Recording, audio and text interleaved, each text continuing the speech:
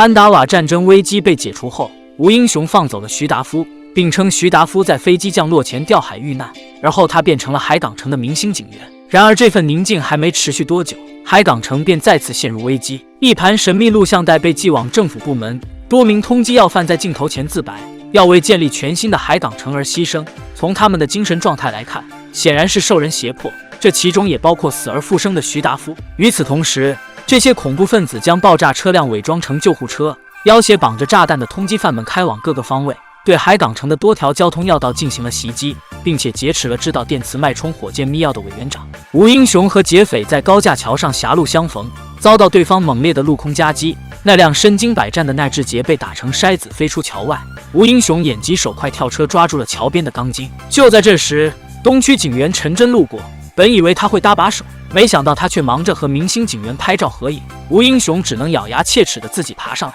吴英雄第一时间给搭档浩克打去电话，让他联络蓝剑士官到现场搜证。此时小蓝已经出现在另一处爆炸现场，并在被一个爆炸客的残肢上发现了讯号源碎片。吴英雄的车子壮烈牺牲，他当即征用了陈真的车，载着他赶往附近的爆炸点支援。这时一辆救护车引起了二人的注意，吴英雄迅速追上，发现车上的人竟然就是徐达夫。徐达夫身上绑着一拆就会爆的炸弹，据他所说，如果不按时间到达规定地点，不仅他会被炸死，被挟持的爱人小晴也会遭遇不测。救护车很快驶入隧道，离目的地也越来越近。陈真根据现有的信息进行了一番头脑风暴，确定爆炸的关键不是时间而是地点，一旦到达恐怖分子设定的地点，炸弹就会被引爆。当务之急是要阻止徐达夫继续前进。吴英雄别无他法，只能相信陈真，拼尽全力逼停了救护车。徐达夫焦急万分，吴英雄拦住他的去路，说明了陈真的猜想。这时炸弹上的滴滴声催命般越来越急促，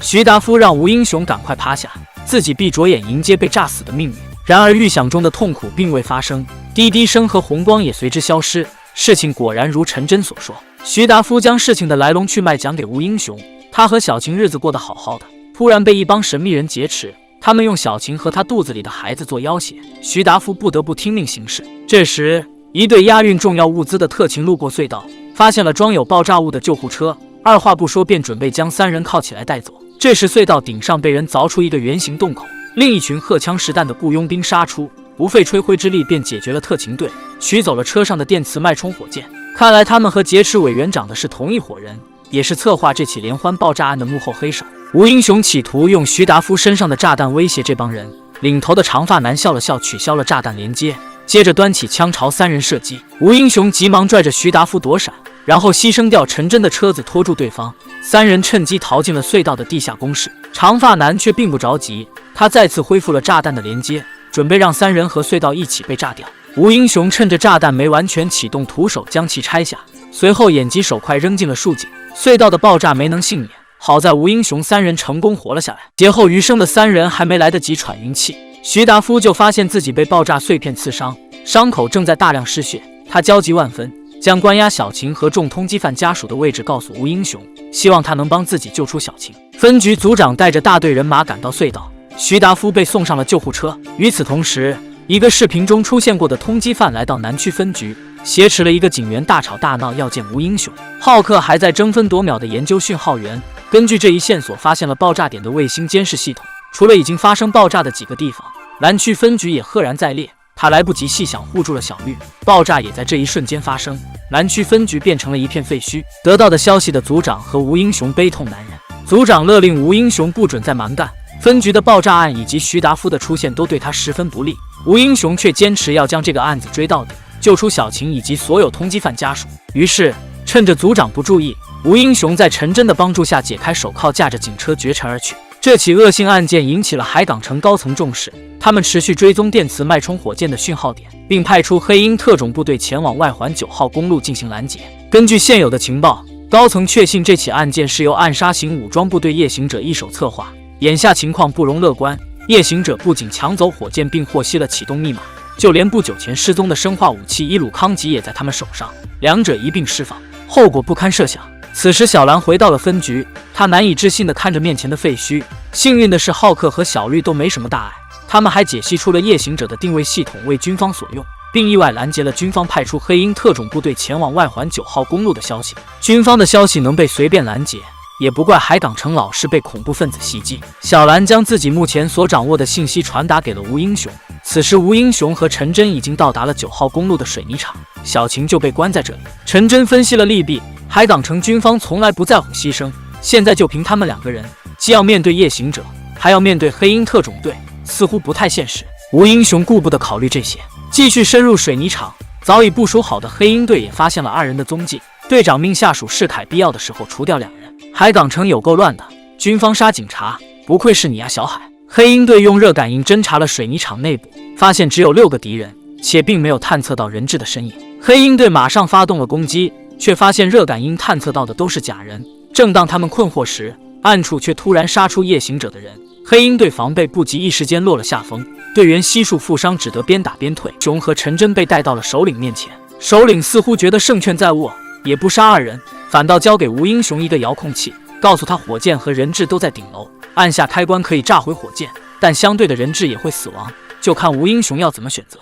2人拿着遥控器来到顶楼，中途陈真提到了枯草计划，这个连高层都是刚刚听说的东西，不知道陈真是怎么了解这么详细的。总之他就是知道，并且告诉了吴英雄。离火箭发射的时间越来越近，吴英雄和陈真纠结万分，最终没能在倒计时结束前按下开关。火箭的冲击波席卷全城，造成电力以及通讯等设备的中断，飞机坠毁等事故造成了重大伤亡，海港城彻底变成了一座孤岛。人质被救下，其中却没有小晴。当务之急是阻止生化病毒散播。据军方所说，这个被称之为伊鲁康级的病毒，所有参与研发的人员全都失踪，甚至没人能证实它真的存在。但事实上就是军方派出夜行者消灭了所有人员和证据。不巧的是，夜行者首领的父亲也在调查这件事。军方得到情报后派了儿子去杀父亲，也难怪这支队伍要反，实在是军方不做人，他们种下的恶果，结果却要让全城百姓来还。此时浩克这边在停电前根据定位系统顺藤摸瓜，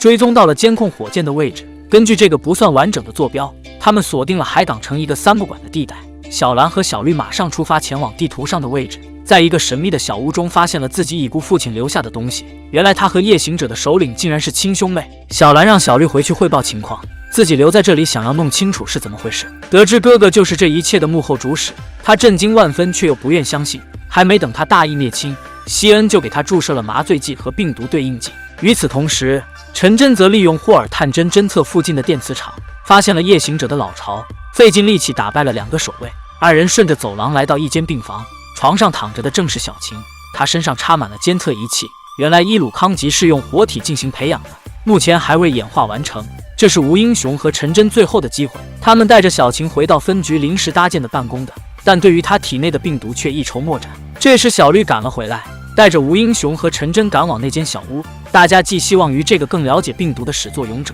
几人来到小屋，西恩已经不知所踪。小兰醒了过来，向吴英雄说明了情况，并提到了那只打给自己的疫苗。陈真一顿头脑风暴，分析西恩的目的就是散播病毒后，拿着疫苗以救世主的身份出现，将海港城千万人的性命拿捏在自己手中。此时西恩已经开着直升机从分局劫走了小晴，并将释放病毒的地点选在了火箭防护系统基地。高层们为了阻止病毒并释放，商议后决定炸毁基地。吴英雄和陈真来到基地，这时病毒已经演化到 95%， 留给他们的时间所剩无几。吴英雄和陈真兵分2路，一个拖住西恩，一个去拿对应剂。高层的轰炸随之而来，费尽力气拿到的对应剂脱手掉下了高楼，2人只能先保住性命。陈真凭借30个小时的作战飞机驾驶经验，成功将一旁的直升飞机开了起来，在大楼倒塌的前1秒带着小晴和吴英雄逃出升天。西恩则永远留在了他的复仇大梦中。直升机上，陈真拿出藏在口袋里的最后一针对应剂注射给了小晴。